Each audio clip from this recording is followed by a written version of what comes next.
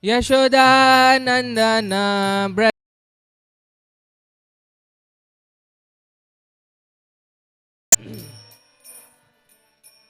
Yamuna Tira Vanachari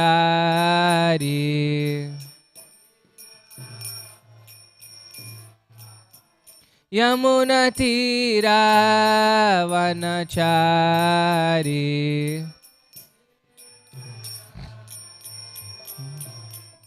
Jaya Radha Madhava Kunja Bihari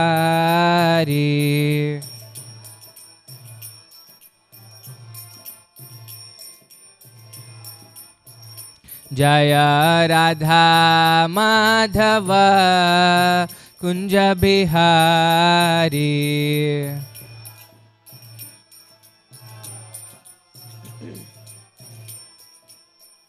Jaya Gopi Jana Vallabha Girivaradhari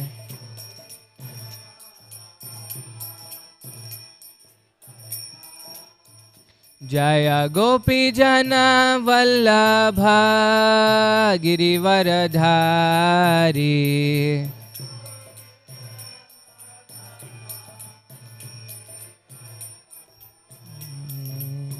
Yashoda Nandana Braja Janaranjana Yashoda Nandana Braja Janaranjana Yashoda Nandana Braja Janaranjana Yamuna Tira Vanachari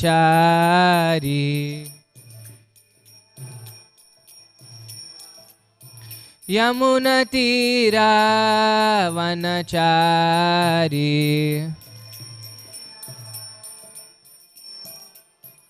Hare Krishna Krishna Krishna Hare Hare Hare Rama Rama Rama Hare Hare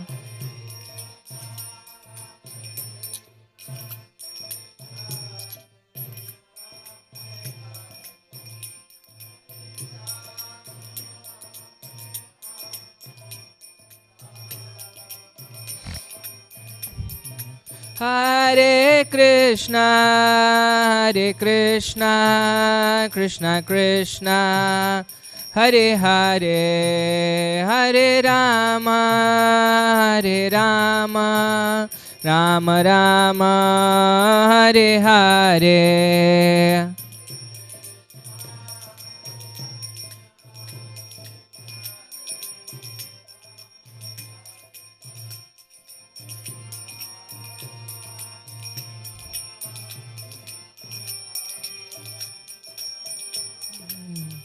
Jaya Prabhupada Jaya Prabhupada Jaya Prabhupada Jaya Prabhupada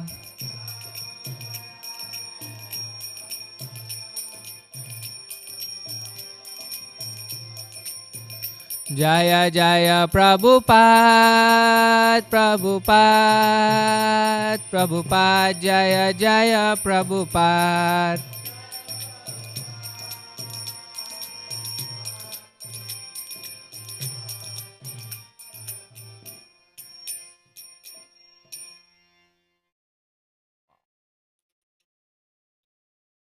Jai Om Vishnupada Paramhamsa Parivrajakaacharya Shtotra Sat Shri Srimad His Divine Grace A.C. Bhaktivedanta Swami Shila Prabhupada Ki Jai Grantaraj Srimad Bhagavatam Ki Jai Samaveta Bhakta Vrinda Ki Jai Nitai Gaur Premanande Hari Hari Ho. All glories to the assembled devotees. All glories to the assembled devotees. All glories to the assembled devotees. All glories to Shri Shri Guru and Shri Gauranga. All glories to Srila Prabhupada.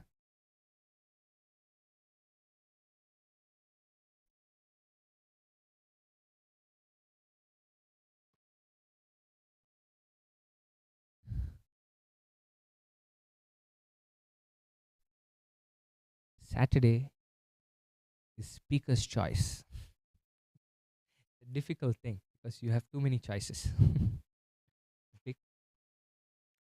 But I thought since from Thursday this week, the month of Kartik is going to begin.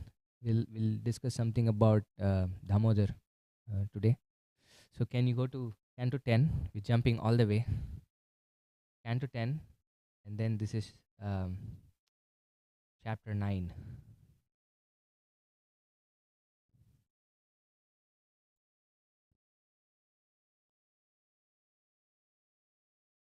Then let's just do text 1 and 2.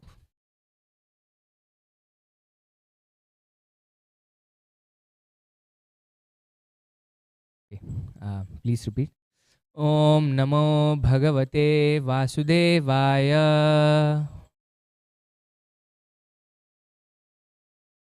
Om Namo Bhagavate Vasudevaya. Om Namo Bhagavate Vasudevaya. Narayanam Namaskritya Naram Chaiva Narottamam Devim Saraswatim Vyasam Tato Jayamudirayet Nashtaprayeshu Bhadreshu Nityam Bhagavata Sevaya Bhagavati Uttama Shloke Bhaktir Bhavati Naishtiki. Okay, and then this is today's verse.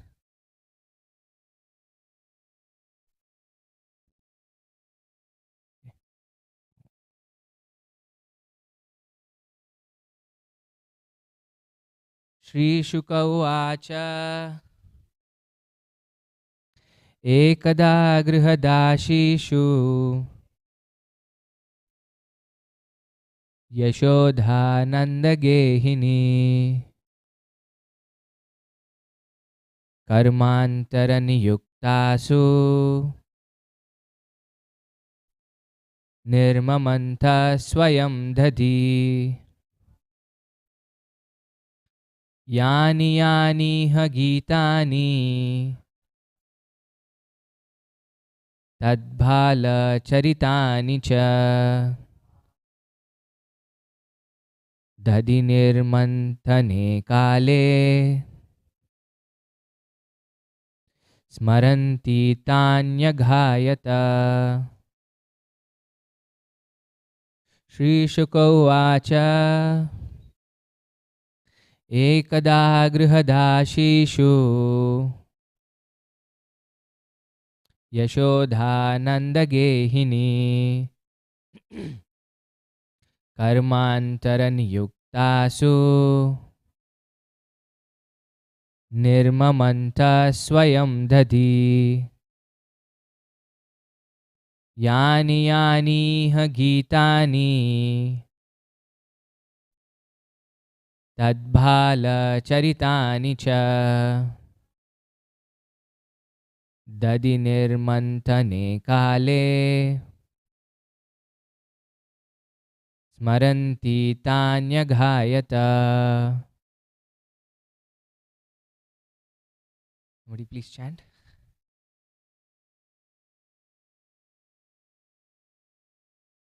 Shri Shuka Uvacha Ekada Grihadhasishu Yashodhanandagehini Karmahantaraniyuktasu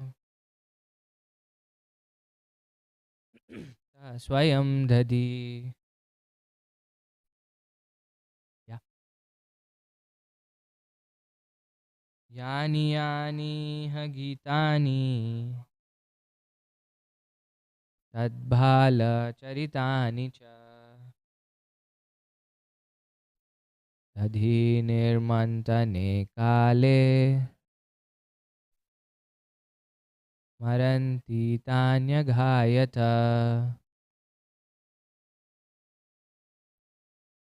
श्रीशुक उवाच एकदा गृहदासीषु यशोधानन्दगेहिनी कर्मान्तरनियुक्तासु निर्ममन्ता स्वयं दधि. यानि यानिह गीतानि तद्भालचरितानि च दधि निर्मान्तने काले स्मरन्ति तान्यघायत.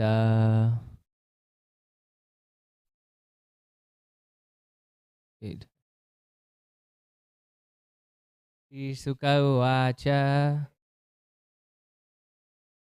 एकदा गृहदासीषु यशोधानन्दगेहिनी कर्मान्तरनियुक्तासु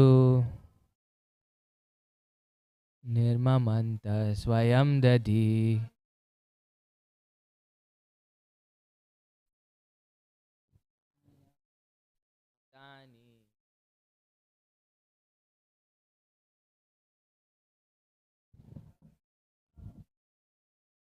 दधि निर्मन्तने काले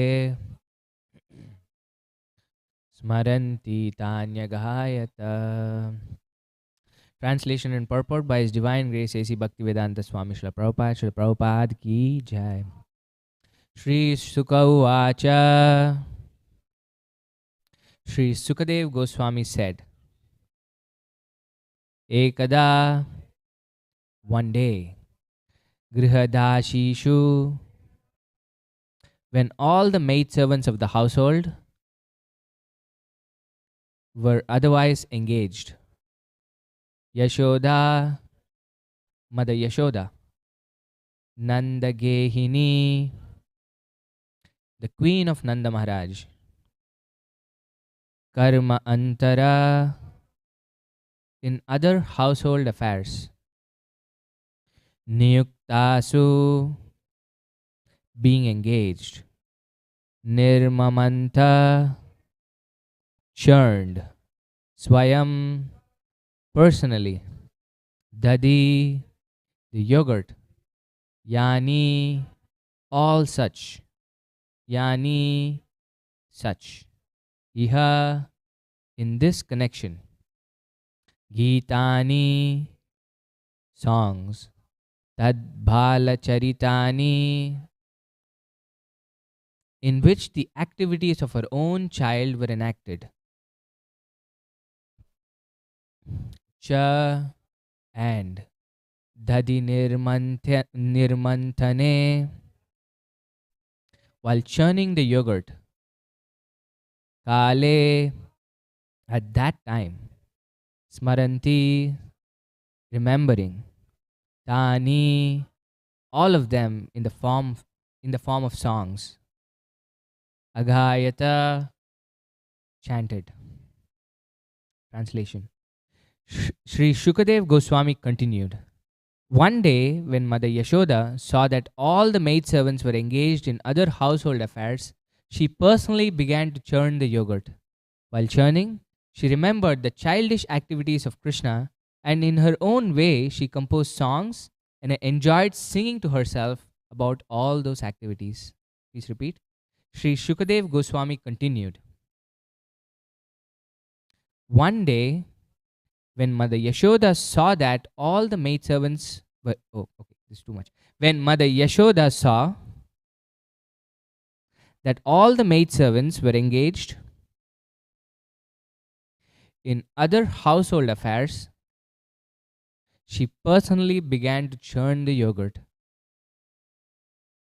While churning, she remembered the childish activities of Krishna.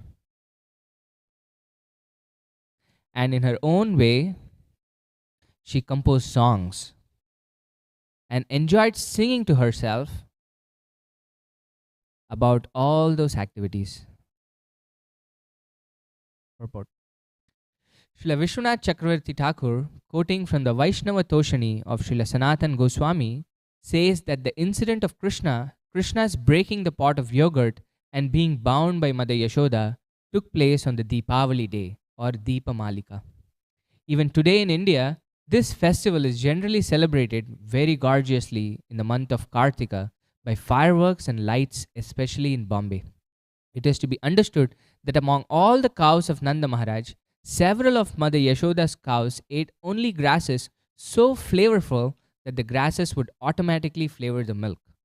Mother Yashoda wanted to collect the milk from these cows, make it into yogurt, and churn it into butter personally, since she thought that this child Krishna was going to the houses of neighborhood Gopas and Gopis to steal butter because he did not like the milk and yogurt ordinarily prepared. While churning the butter, Mother Yashoda was singing about the childhood activities of Krishna. It was formerly a custom that if one wanted to remember something constantly, he would transform it into poetry or have this done by a professional poet. It appears that Mother Yashoda did not want to forget Krishna's activities at any time. Therefore, she poeticized all of Krishna's childhood activities, such as the killing of Putana, Aghasura, Shakatasura, and Trinavarta. And while churning the butter, she sang about these activities in poetical form. This should be practiced of persons eager to remain Krishna conscious 24 hours a day. This incident shows how Krishna conscious Mother Yashoda was. To stay in Krishna consciousness, we should follow such persons.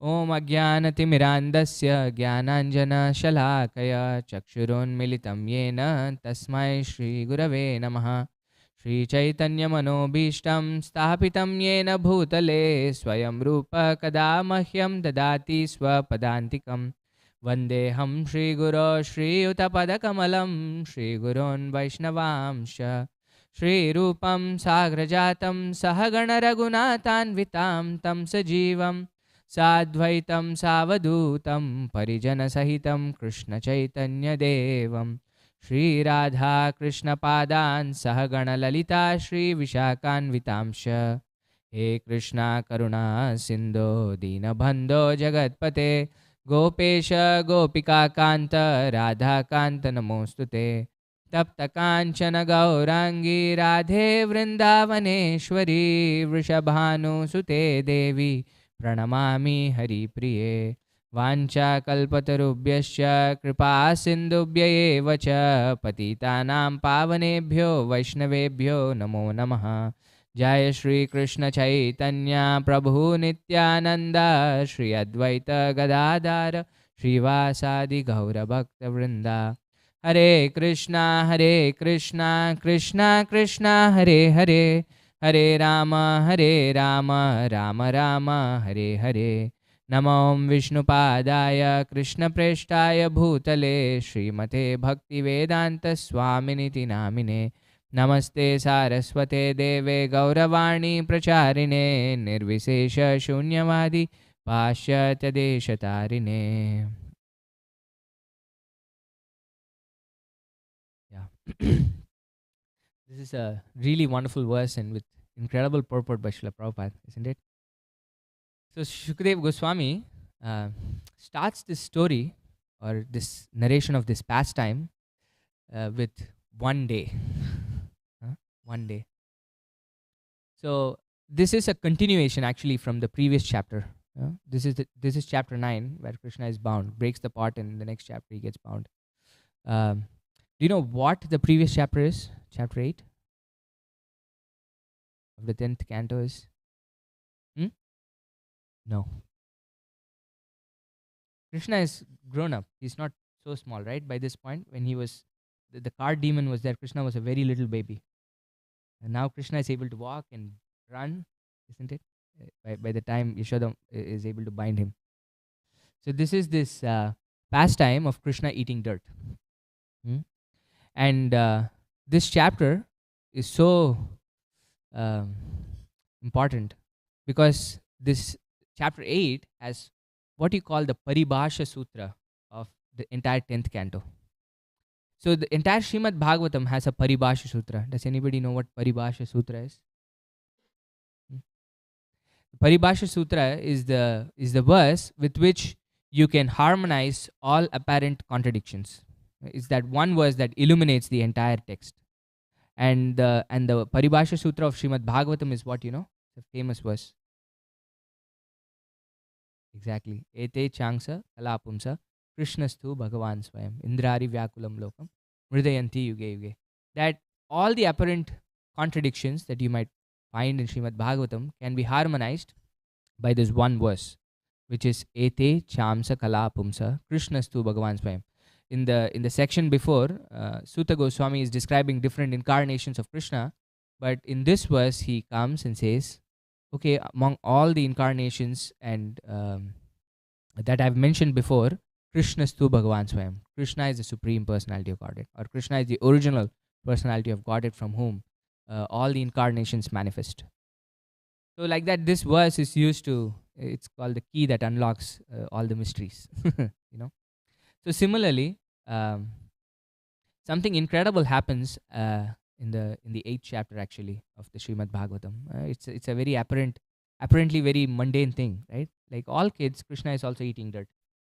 There is nothing so wonderful about Krishna eating dirt, but everything that Krishna does is wonderful, right? You remember this sweet called Simply Wonderful?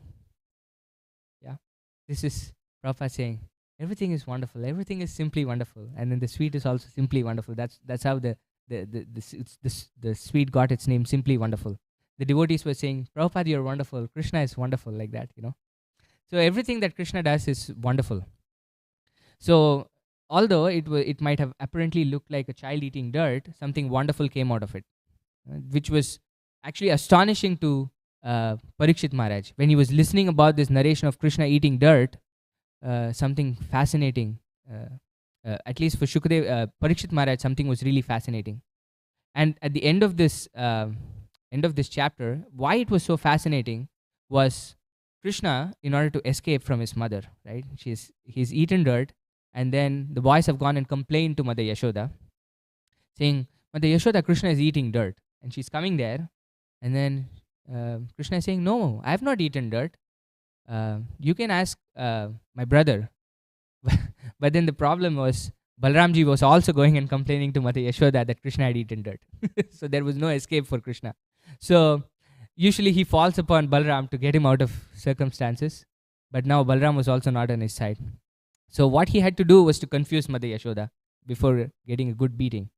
Right? So he opens his mouth and shows the entire universal form to Mother Yashoda in his mouth. This is not the first time he has done it. This is actually the second time Krishna shows. When Krishna was very, very, very young and he was starting to teeth, Mother Yashoda would open his mouth once and then just see one tooth coming out, right? At that time, Krishna shows the universal form to Mother Yashoda. And then Mother Yashoda just brushes it away. It's my illusion, But this time it was incredibly detailed, the way Krishna showed the universal form. She could see all the planetary systems, all the elements there. This is like the vision that Krishna gave to Arjuna in the Gita, right? We could practically see the past, present, and future. And the thing was, she could see Vrindavan in the mouth of Krishna, and she could see herself looking at Krishna in Krishna's mouth. This was really bewildering to Mother Yashoda. And she starts becoming really prayerful at this point. But Krishna didn't really like it. She went into this mood of becoming renounced in this, when she saw this, right? So Krishna quickly has his Yogamaya potency take out that vision for Mother Yashoda. And then immediately what she does is, the Bhagavatam describes, Mother Yashoda, by the grace of the Lord, could understand the real truth. But then again, the Supreme Master, by the influence of the internal potency Yogamaya, inspired her to become absorbed in intense maternal affection for her son. So by that intense maternal affection, what she did was she immediately picked up Krishna and then put him on her lap. So this was incredible for Sukadeva Goswami, Parikshit Maharaj, because he had seen so many wonderful devotees being described by Sukadeva Goswami so far. Right? We've come to the 10th canto. We've seen Prahlad Maharaj, we've seen Dhruva Maharaj, we've seen Ambarish Maharaj. We've seen some incredible devotees so far that Shukadeva Goswami has described. But yet, there was something very different about what he's narrating about Mother Yashoda. That in spite of Krishna showing such incredible opulence, not once but twice, she really didn't care for Krishna's opulence. Her love for Krishna was so much that she still, after seeing the universal form twice, thought of Krishna as her own son. And this was the incredible love that Mother Yashoda had for Krishna. We could see the same thing happen to Arjuna, right? This universal form is not a very easy form to look at. What was Arjun's reaction when he saw the universal form? Incredibly scared. What did he start doing? Yeah, but the first thing he does is obeisance from the front, from the left, from the right, from the top, practically he's terrified. And he goes on to say, Krishna, I'm so sorry. I've been calling you Yadava like that. I've been pulling your leg. I didn't know who you were, Krishna. I'm so sorry for saying everything that I've said to you. He goes into this really. So it's not a very easy thing to actually look at. But yet, although Krishna showed Mother Yashoda that twice, she really was not bothered about it. And instead still saw Krishna as her very own dear son. This love that the devotees of Vrindavan have for Krishna is something incredible, which is what Vishwanath Chakravarti Thakur says is the Paribhasha Sutra of the entire 10th canto, which is text 45 of the previous chapter, actually, of the 8th chapter. So he says, the glories of the Supreme Personality of Godhead are studied through the three Vedas, the Upanishads, the literature of the Sankhya Yoga, and other Vaishnava literature. Right? This is how we usually approach the Lord, through the Vedas, through the Upanishads.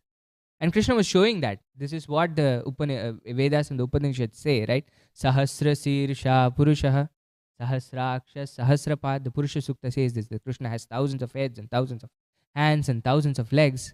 And yet, Mother Yashoda considered the Supreme Person her ordinary child. This is the verse that unlocks the entire 10th canto, right? Or else we could very easily misunderstand the activities of Krishna in the 10th canto if we don't look at it from the perspective of this verse. This is Krishna himself. He is the Supreme Personality of Godhead, right? He is the one that's described in the Vedas as from whom his very breath emanates in infinite universes. Right, from the pores of his body, who creates everything, maintains everything, destroys everything, and yet none of this matters for the residents of Vrindavan. For the residents of Vrindavan, for Mother Yashoda in this case, Krishna was her own son. This was it. And this is the love that Vishwanath Chakravarti Thakur says that Shukadeva Goswami has been building up to. And devotees such as Mother Yashoda, Nanda Maharaj, and the gopis of Vrindavan, and the gopas of Vrindavan are called Ragatmika devotees. This is a kind of devotees that are unparalleled in their love for Krishna. Ragatmika means one whose very own Atma or very own being is the attachment to Krishna. They know nothing else in Vrindavan apart from how to satisfy Krishna. Right? So, Parikshit Maharaj, when hearing this, is really fascinated. He's saying, what did Mother Yashoda and Nanda Maharaj do to get such fortune? Right? Because Krishna was born in the prison house of Kamsa to Devaki and Vasudeva. And yet, they never were able to enjoy the childhood pastimes of Krishna. But the only two sets of parents, were able to enjoy the childhood pastimes of Krishna were Nanda Maharaj and Mother Yashoda. So Parikshit Maharaj is asking, what is this incredible fortune that Mother Yashoda, what was this fortune that she had, that she could have Krishna as her own son? Of course, Shukadeva Goswami goes on to say that there was nothing that she did in terms of austerities to get Krishna as her son, because these were eternal parents of Krishna. Maharaj Nanda and Mother Yashoda did not perform any austerities to become the parents of Krishna. They are eternal associates of Krishna who manifest or who incarnate every time Krishna incarnates in this world to become Krishna's parents. So in order to talk about the fortune that Mother Yashoda had, apart from just this incredible love that she had for Krishna, Shukadev Goswami goes on to narrate the pastimes of Damodar. This is an incredible pastime because at the end of this pastime, Krishna is bound to a motor. Actually, this is unfathomable for somebody who actually is looking at Krishna from the perspective of the Vedas and the Upanishads. Because Krishna is, the Bhagavatam starts by describing Krishna as Swarat. Janmadhyasya yatonvayaditaratas charteshvabhignya Swarat. Swarat means Krishna is completely independent. He doesn't have to listen to anybody or anything. He can do whatever he pleases. This is God himself, right? And yet, this God, from whom all the universes emanate, everything emanates actually, is bound to a motor and is crying in front of his mother. This is mercy that's unimaginable to anybody, right? So, even more than any other quality, Krishna has so many wonderful qualities, right? Among which mercy is considered one of the topmost qualities. The Acharyas say even better than mercy is this quality of Krishna being Bhakta Vatsala. That this quality of Krishna where he does anything to satisfy his devotee. This is the topmost of all qualities of Krishna. And this is what Mother Yashoda wanted. Like when we read this verse today, we can see this wonderful description of how Mother Yashoda is churning butter, right? And this day is described very wonderfully, is that this day was the day of Deepavali. Do you know why we celebrate Deepavali? This is a very easy question. Lord Ram? Yeah, this is the day Lord Ram returned from Ayodhya after defeating Ravan. Actually, today is the day, right? Today is Vijayadashmi. Today is the day where Lord Ramachandra actually defeated Ravana. So we all know this story of Ramayana, where Mother Sita was kidnapped by this demon Ravana and was imprisoned in his kingdom. And then Lord Ramachandra, along with the monkey army, went and defeated Ravana and then saved Mother Sita. So today was the day that Lord Ramachandra actually defeated Ravana. So it's called Vijayadashmi. The battle took 10 days, and on the 10th day, Lord Ramachandra won over Ravana. And today is also the appearance day of another wonderful devotee, right? Do you know what the appearance day of today is? Madhvacharya, right? And Madhvacharya is one of the few acharyas who actually tells us who he is actually. Madhvacharya says in Treta Yuga, I incarnated as whom? You know? Hanuman. He incarnated as Hanumanji. And he says in Treta Yuga, I incarnated as Hanuman and helped Lord Ramachandra defeat the demon king Ravana. And then in Dwapara Yuga, he incarnated as whom you know? Bhima, actually. Bhimasen. These are all incarnations of this demigod Vayu. Vayu, you know? Manifestations of Vayu. So Vayu in Treta Yuga incarnated as Hanuman, Vayu Putra. Hanuman is called the son of Vayu, right? And in Dwapara Yuga, he incarnated as Bhima, one of the 5 Pandava brothers, and said, I incarnated as Bhima and helped defeat the Kauravas. It was very powerful. One of the people that Duryodhana and the Kauravas feared the most was Bhima. Because he was really strong and he was really revengeful. This anger that he had because of everything that they had done. And Maharaj Yudhishthir was stopping him, or else he would have gone and done something to the Kauravas much ahead of time. And then he says in Kali Yuga, I'm born as Madhvacharya to defeat the Mayavadis. He says. This was Madhvacharya. And our entire tradition or the lineage of the Gaudiya Sampradaya begins from Lord Brahma, and then one of the most prominent acharyas in our tradition is Madhvacharya. So our tradition is called the Brahma Madhva Gaudiya Sampradaya. And of course from Madhvacharya, we have many acharyas, goes to Madhavendra Puri, Ishwar Puri and Lord Chaitanya Mahaprabhu. So today is actually a wonderful day. But on that day when Mother Yashoda was churning butter, it was actually Deepavali. So Lord Ramachandra had defeated Ravan and was coming back to Ayodhya. And all the residents of Ayodhya were in incredible separation from Lord Ramachandra and were waiting for him to come back to Ayodhya so that they could reunite with their Lord of their lives. And what they were doing to welcome Lord Ramachandra was having these avali or the lines of lamp to indicate to Lord Ramachandra where Ayodhya was, because he was coming from so far and he was coming from this Pushpa Vimana, this airplane made of flowers. This was what Ravan had, and then he was coming in that airplane to Ayodhya. So, to welcome Lord Ramachandra and indicate where Ayodhya was, all the residents of Ayodhya were decorating the entire city with rows of lamps. And we celebrate that every year as a very big festival. And Prabhupada says this is incredibly celebrated in India all over, especially Bombay. And the Vrajavasis were also celebrating it.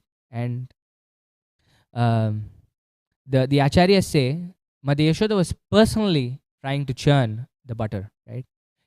Actually, Nanda Maharaj had an incredible number of cows. You know how many cows he had? Huh? Yeah, 900,000 cows. That's how many cows Nanda Maharaj had. And in order to milk the cows, and they were cowherdsmen, right? Their entire business was herding the cows, making milk and butter and yogurt and selling it. 900,000 cows. You need a lot of people to milk the cows, churn butter. And they had, this kingdom of Nanda Maharaj had a lot of cowherd men and women. And yet, Mother Yashoda, the queen of Nanda Maharaj, who had 900,000 cows and had unlimited number of servants for her, was personally churning butter. And Prabhupada says why she was personally churning butter. It was because of Krishna's behavior. Actually, that made Mother Yashoda churn butter. What Krishna would do was, although Nanda Maharaj had 900,000 cows and unlimited butter in their house, you can imagine how much butter you can get from 900,000 cows. He would go to the houses of his neighbors, other gopas and gopis, and steal butter and pinch their kids who were sleeping, urinate in their homes, and do all kinds of nasty stuff. And all these gopas and gopis would come to Mother Yashoda and start complaining that your son Krishna, you say, is such a wonderful boy, but who's not actually so wonderful. You know, you think he's such a wonderful boy, but you know what he does? He comes to our home, breaks all the pots that we have, and these pots are not down. You know, they're fearing Krishna, and they know that Krishna would come and steal, and they put it on the rafters. They're so far up. But then he makes a chain. You see that we have that in Janmashtami, where we have this human pyramid that gets formed, and we go and break the pot, right? So Krishna has all his friends who come together, create this human pyramid, and then Krishna goes on the top, breaks the butter, and then makes an entire mess. He just doesn't take it. And making butter is actually very difficult. It's not an easy process. You boil the milk, put a little yogurt, and you have to keep churning and churning and churning and churning and churning. And it takes a lot of time to make butter. And it's not just that he eats it and distributes to his friends. He gives it to the monkeys. This was a problem for the gopis and the gopas, you know. Like, if we take so much effort to make the butter, at least it would have been okay if he had it, but he is giving it all to the monkeys and all the animals in Vrindavan. So they would come and complain. So Mother Yashoda thought she had a plan, right? She had a plan to stop Krishna from stealing butter. So what she did was, among those 900,000 cows, they had this special variety of cows called the Padmagandha cows, who ate these fragrant grass, really fragrant grass. And then when the cows ate these fragrant grass, the milk also had the fragrance of the grass. This can happen. You know, if you get milk from the cows, you can actually taste what they've eaten. If the cows eat onion or garlic, you can actually taste that in the milk from the cows. So Mother Yashoda had these very special cows called the Padmagandha cows that ate these fragrant grasses that would produce this fragrant milk. And Mother Yashoda thought, and this would come in 3 golden pots to Mother Yashoda. This very special milk. And then Mother Yashoda would personally start churning and say, and think that now this butter would taste so wonderful that Krishna would not have the need to go and steal butter from other people's homes. So this is what Mother Yashoda was doing this one fine day. on the day of Deepavali, when all the other servants had actually been very busy, not just with the activities of uh, uh, getting milk and making butter, but the Vrajavasis celebrate a very big festival the day after Diwali. Know what festival that is? What is the big festival that we celebrate the day after Diwali? Hmm? Yeah, Govardhan Puja. But at that time, the practice of Govardhan Puja had not started yet. What were the Vrajavasis celebrating? Indra Puja. This is the puja that worship that the devotees in Vrindavan, the residents of Vrindavan, had been doing for generations together. This is where they would go and thank Indra for giving them rain, because their entire sustenance was dependent on rain. Right? If the rain was there, the grass would grow nicely. If the grass was nice, the cows were satisfied by eating the nice grass. If they ate nice grass, they would give good quantities of milk and so on. So they were very thankful that Lord Indra was bestowing them with wonderful rain every year, and would, as a matter of gratitude, worship Indra every year for this Indra Puja. And therefore, everybody else had gone to prepare it for the Indra Puja also. The Vishwanath Chakravarti Thakur says that there was practically very few people in the house of Nanda Maharaj at this time. When Mother Yashoda was churning, she had a few servants, but she was personally churning. And Prabhupada says uh, what she was doing, elaborates a little bit. But the verse says this also, right? What was Mother Yashoda doing when she was churning butter? Singing. Singing what? Krishna's pastimes, right? So Krishna by this time was a very small child. He was not, he was probably like 2-3 years old at this time. And Krishna had, even in those 2-3 years, done some wonderful pastimes. Now, what all did he do in the first 3 days of Krishna being born? Kill Putana. And then about 3 months old, what did Krishna do? Kill Shakatashura, the cart demon, right? And then a little later, he killed another demon called Srinath. This is this, what would you call? Whirlwind, right? This, it's another word for it. What do you call? Tornado, right? Tornado. It comes up like that. So he had killed Trinavarta like this. So Mother Yashoda was remembering all of this. And then while churning the butter, she was not just doing the activity, but also thinking of Krishna's pastimes. And not just thinking of Krishna's pastimes, she had made poems of Krishna's pastimes, of how Krishna killed Putana, of how Krishna had killed the cart demon, Shakatasura, of how Krishna had killed Trinavarta, the whirlwind demon, and singing about it in poems. And Prabhupada writes, for us to remember something, it's very easy if we make it in song form. Right? We all remember this. All these songs that we remember from the past. Very difficult to forget because it's in the song form and we've sung it for such a long time that it's always in the back of our mind. Right? So this is a wonderful way for us to remember Krishna in that we can make it into a song. And thankfully for us, Srimad Bhagavatam itself is poetry. It's just song. So it's in a nice meter, and when we sing, it's really nice to sing. And through that, we can memorize and sing these wonderful songs. But Mother Yashoda was singing these wonderful songs. And Prabhupada says, this should be the practice of persons eager to remain Krishna conscious 24 hours a day.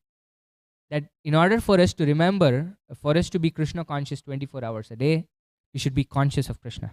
And for us to be conscious of Krishna, we can remember Krishna. And the easiest way to remember Krishna is to make Krishna's pastimes into songs and sing those songs wonderfully. And we have these wonderful songs of the Acharyas also that helps us with it, isn't it? We start the daily morning class with Jaya Radha Madhava, which takes us completely to Vrindavan of these wonderful activities that Krishna does. Kunja Bihari, where Krishna is in the groves of Vrindavan, he lifts the Govardhan and then he gives so much happiness to the residents of Vrindavan. He's walking on the banks of Yamuna. So like that, the Acharyas have composed songs for us, even if we are not expert enough to compose these wonderful songs describing Krishna. So Mother Yashoda composed these wonderful songs. And you can see what the activity of a pure devotee is, right? The activity of a pure devotee is that they use the mind, body, and words in the service of Krishna. She was thinking about Krishna, She was singing about Krishna and she was actually working. The body was also being used in Krishna's service. Hrid Vag Vapu. This Lord Brahma says, right? Hrid Vag Vapur Vidadan Namaste. For somebody who uses their mind, body, and words completely in the service of Krishna, Jivetayo Mukti Pada Sadaya Bhak. That the kingdom of God is for theirs to inherit. And Nectar of Devotion also has this, I forget the first verse of this. Nicholas Svapyavastasu Jivan Muktasya Uchate. It ends. I forget the. Basically, no, not that. No, that is Yukta Vairagya, na? So this is Nicholas Svapyavastasu. I don't know. Karmana Manasa Gira. Okay, that's the second line. I forget the first line. Anyway, Karmana Manasa Gira. Like work by your activities, Manasa in our thoughts, and Gira by our words. Nikhila Swapyavastasu. When we are constantly engaged like this with our mind, body, and words in the service of Krishna, Nikhila Swapyavastasu, we become purified. And we become so much purified that Jivan Muktasya Uchate. That such devotees who are pure devotees of the Lord are considered liberated in this self-same body. They don't have to leave this body to become liberated. We can become pure devotees even in this body. So this is Mother Yashoda. But of course, we cannot become Mother Yashoda. She is an eternal associate of the Lord. But we can take inspiration from Mother Yashoda on how she was completely engaged in the service of Krishna with her mind, body, and words. And another thing that the Acharyas point out is when Mother Yashoda was actually performing this activity, you know what Krishna was doing? He was sleeping, right? We say? Yeah. And he was away in another room, and Mother Yashoda was waiting for Krishna to wake up. Because this was all the Vrajavasis were thinking of, right? Even if I don't know if you've seen this picture of this wonderful painting where Krishna is there, Mother Yashoda is actually getting Krishna dressed. And there is this young Gopa putting an anklet in Krishna's lotus feet. And then this is the room of Mother in Nanda Maharaj's house. And all these Gopas are there outside this door waiting for Krishna to come out so that they can all go and play. You've seen this picture? This is actually a really wonderful picture. So all the Vrajavasis are just in this mood of separation from Krishna. That the Gopas are waiting for Krishna because they're there with Krishna all day. But then in the evening, Krishna comes to the house of Mother Nanda Maharaj and Yashoda. And they're waiting in the morning for Krishna to get dressed so that he can come out and play with them. So similarly, Mother Yashoda is also, although Krishna is there with Mother Yashoda, he's still sleeping. She feels this separation from Krishna. And the way she tries to pacify herself from the separation from Krishna is by remembering Krishna. Also. So this remembrance of Krishna, actually first, this is an incredible thing that happens when we remember Krishna, right? Initially, we don't think about Krishna at all. We're not in this deep mood of separation like the Vrajavasis are from Krishna. Or in fact, the entire theme of Srimad Bhagavatam is this bhava of viraha, this separation from the Lord. Even when we are hearing the story of Lord Ramachandra in Srimad Bhagavatam, Shukadeva Goswami actually tells Parikshit Maharaj, you know the plot. I'm not going to go over the story for you. But the verses that he picks are the verses where you can actually see the devotees being separated from Krishna. Like how the residents of Ayodhya are in separation from Lord Ramachandra. Of how Lord Ramachandra himself is in separation from Mother Sita. Right? So this is the entire theme of the Srimad Bhagavatam. And it's exemplified in the 10th canto of Srimad Bhagavatam. Where the Vrajavasis are, even within a day, they're constantly in separation. The gopis in separation from Krishna in the morning because they don't get his association because he's with the gopas, his cowherd friends in the morning. So like that, Mother Yashoda, but Mother Yashoda had incredible fortune, more than Nanda Maharaj, Shukadeva Goswami says, because, and he demonstrates that by this Damodar Leela to say how only she was present throughout this pastime. Even Maharaj Nanda was not present throughout this pastime. Or nobody else was there. And Mother Yashoda had so much association with Krishna among all the devotees of Vrindavan that she was constantly there. Krishna would come running to her lap and sit on her lap like that, even when he grew up. So even in those short times when Mother Yashoda was not present with Krishna, she was in incredible pangs of separation. She knew Krishna was in the next room, right? And yet she was feeling the separation from Krishna. And she was trying to pacify herself by remembering Krishna. So I was saying, initially we don't have these feelings of separation, right? We don't even remember Krishna. We've completely forgotten Krishna. But then we're trying to hear about Krishna's pastimes and then trying to remember Krishna's pastimes. And when we keep doing this again and again and again and again, we now start developing a relationship with Krishna. And at some point, this development of this relationship matures, where we are at this point where we feel real separation from Krishna. That Krishna, I know who I am with you, but yet I am not with you. Right? We know our relationship with Krishna, but we really feel the separation from Krishna, that we're not with Krishna. But then again, the same thing that actually took us to the platform of separation gives us happiness. When we are in separation from Krishna, just the mere remembrances of Krishna actually pacifies our separation from Krishna, which is what Mother Yashoda was doing here. She was really in separation from Krishna, and yet to pacify herself, she was composing songs about the wonderful pastimes of Krishna and singing, and became very happy. And then, of course, we see in the next verses that this quality of Bhakta Vatsala of Krishna comes through, where when the devotee really feels separation, Krishna comes.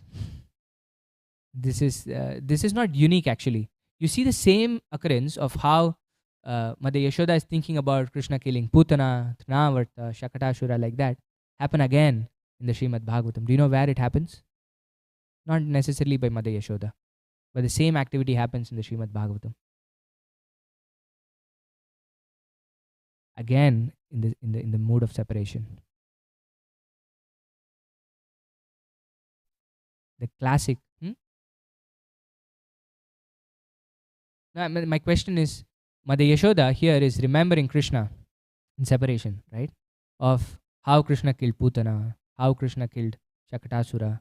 Actually, she remembers more. She actually remembers how Krishna would hold the tail of the calf. And then the calf would run because Krishna was holding, and then Krishna would get himself dirty in all the mud and cow dung. And how Mother Yashoda would bathe him and all of that. Really deep meditation Mother Yashoda goes into, right? And similarly, there are devotees in Vrindavan also who do this in separation from Krishna. This is incredibly heightened. In Mother Yashoda's case, it's not so dramatic, right? Actually, before the rasa dance, right? When everybody is gathered for the rasa dance, Krishna suddenly disappears. And then the gopis are in incredible separation from Krishna. And then they go mad in separation from Krishna. And in their madness, they're trying to enact all these wonderful pastimes of Krishna, of how Krishna killed Putana. Actually, one gopi becomes the cart, actually. And another gopi becomes Krishna and tries to kick the cart like that. These wonderful descriptions are there as we go further in the 10th canto of Srimad Bhagavatam. But this is a wonderful way. And Prabhupada says, this should be the practice of persons eager to remain Krishna conscious 24 hours a day. This incident shows how Krishna conscious Mother Yashoda was. Mother Yashoda was unparalleled in her love for Krishna. To stay Krishna conscious, we should follow such persons. This is the prescription that Prabhupada is giving us. That for us to remain Krishna conscious, we should actually take association of such people. And in their association, we can actually, just like Prabhupada would give this example of an iron rod becoming fire, right? The iron rod, when kept in fire for such a long time, actually has these qualities of fire in the rod. It becomes fire itself. So when we are in the association of such devotees who are constantly remembering Krishna, constantly serving Krishna, constantly glorifying Krishna, then it catches on to us. Then we start constantly chanting and remembering and serving Krishna. And this is what Prabhupada says is required for us to be Krishna conscious. And the first verse of Damodar Leela, pastime, actually demonstrates this. And many, many things actually. The Acharyas have written so much commentary. And Shivram Maharaj has written a wonderful book actually called Damodar Janani, where he goes into great detail, taking the commentaries of all the acharyas for every single word of these two chapters that describe the pastime of Damodar. But this is the epitome of how Krishna can actually be bound by the love of his devotees. Right? This is what this demonstrates. This entire next month is a demonstration to this quality of Krishna, where he is ready to become subservient to his own devotee. Where if we become pure devotees of the Lord, this is why one of the qualities that Rupa Goswami says for pure devotional service is it is sudurlabha. It's actually very difficult to obtain. Because Krishna has to be subservient to such a devotee who is actually very pure. But this is a demonstration, the entire Leela is a demonstration of how Krishna is ready to become a servant of his own devotee. Right? So this is what we celebrate and try to offer our love in that capacity to Krishna in the entire next month. So I thought we could kickstart our meditation starting this week, because we have 4 or 5 days before the month of Damodar starts. So you can read the rest of the chapter throughout Karthik for your meditation. So we'll stop here if there are any questions, comments, reflections. Yes, Mishra Bhagavan Prabhu. You said that Madhvacharya was Vayu and that he was also Bhima. Yeah. And that he was also Hanuman. Yeah. So I remember in the Mahabharata, wasn't there a pastime that Hanuman had his tail across the road and Bhima couldn't lift it up? Yeah. So how is he all these, it's like we used to have a show called To Tell the Truth, where the real Vayu, please stand up. He's Vayu up and the wind's still blowing, so that means he's still Vayu up on the job. Yeah. Blowing the wind. He's Hanuman.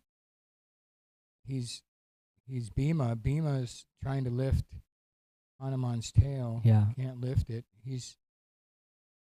So how is he all these different people at the same time? Yeah. Actually, they're the son of Vayu. Lord, I think I didn't say it properly. So Hanumanji is Vayu Putra, is the son of Vayu.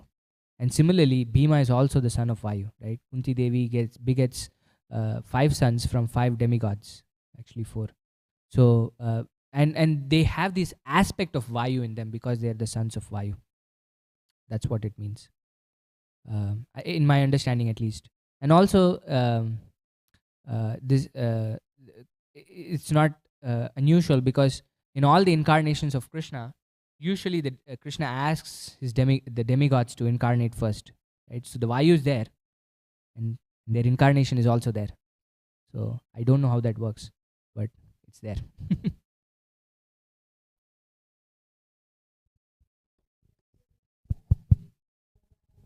Yeah, I think it's an angsha, right? It's a quality that's like how Narada Muni is the angsha of bhakti, right? Incarnation of bhakti.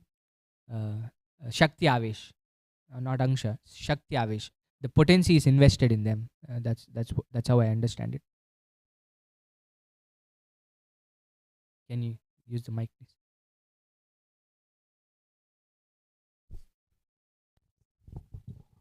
Like this morning, I was hearing Karna. Mahabharata is like 90% he is Sahasrabahu, who was a demon. So he had to go to hell after his death. And the 10% of Karna was Suryadev. So he went back to Suryadev and merged into him. So it's all very complicated to understand, but yeah, we have other cases also where they are like more than one personalities. Maybe essence or something, but yeah. Thank you, Prabhu, for the class. Okay, we'll stop here then. ग्रंथराज Shrimad Bhagavatam की जय, श्रील प्रभुपाद की जय। वांछा कल्पतरुभ्यश्च कृपा सिन्धुभ्येव च पतितानां पावनेभ्यो वैष्णवेभ्यो नमो नमः। अनंत कोटि वैष्णव वृंद की जय।